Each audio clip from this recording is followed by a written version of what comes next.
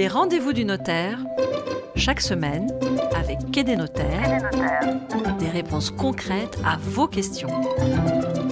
Les rendez-vous du notaire numéro 22. Chaque semaine, vous posez une question sur le site quaidesnotaires.com, le site des notaires en ligne. Et Patrick McNamara répond à vos questions de manière concrète et précise. Bonjour Patrick. Bonjour Fred. Alors Patrick, la question cette semaine, c'est celle de Chloé qui nous écrit de Paris. Je vous lis sa question. Nous avons fait une offre d'achat pour un bien immobilier qui a été accepté par les vendeurs. Après avoir signé la promesse de vente avec l'agence, le notaire nous dit qu'il faut re-signer une offre d'achat et attendre l'accord du juge parce que l'un des vendeurs est placé sous tutelle.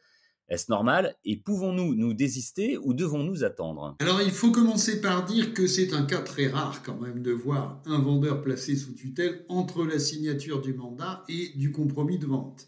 Ensuite, ma chère Chloé, il faut préciser qu'avec l'agence immobilière, vous avez signé un acte sous seing privé qui était un compromis de vente et non une promesse de vente. En général, le terme promesse de vente, on l'emploie pour une promesse unilatérale de vente signée chez un notaire, c'est un acte authentique, dans lequel le vendeur s'engage définitivement à vendre à l'acquéreur qui, lui, ne prend pas définitivement l'engagement d'acquérir. Alors très bien, Patrick, merci pour ces précisions. Mais alors, pourquoi le notaire demande-t-il à Chloé de re-signer une offre d'achat ? Eh bien, c'est très simple. Dans le compromis de vente que Chloé a signé, les vendeurs se sont définitivement engagés à vendre le bien. Or, si l'un des vendeurs qui a donné procuration a été placé entre-temps sous le régime de la tutelle, eh bien, il a perdu ce qu'on appelle sa capacité civile, c'est-à-dire qu'il est considéré comme n'étant plus capable de signer un compromis de vente ou une promesse pour s'obliger à vendre un bien immobilier.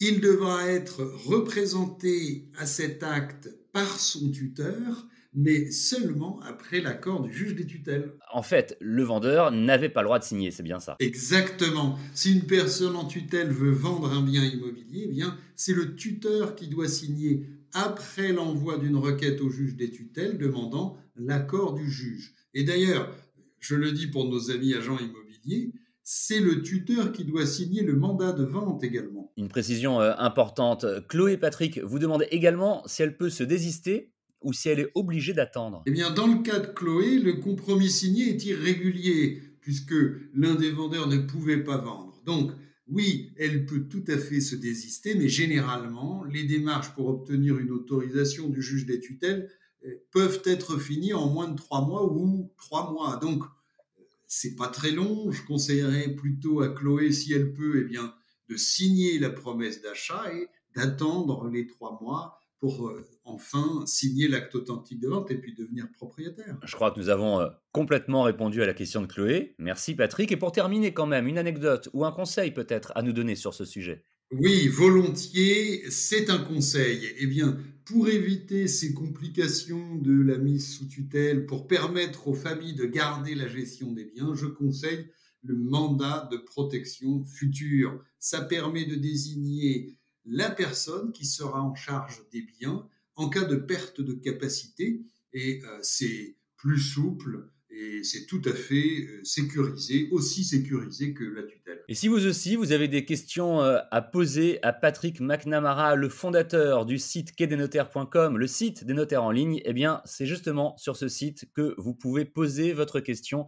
Et c'est ici, sur le podcast Les Rendez-vous du notaire, que nous vous apporterons une réponse. Merci beaucoup, Patrick McNamara. À la semaine prochaine. À la semaine prochaine, Fred.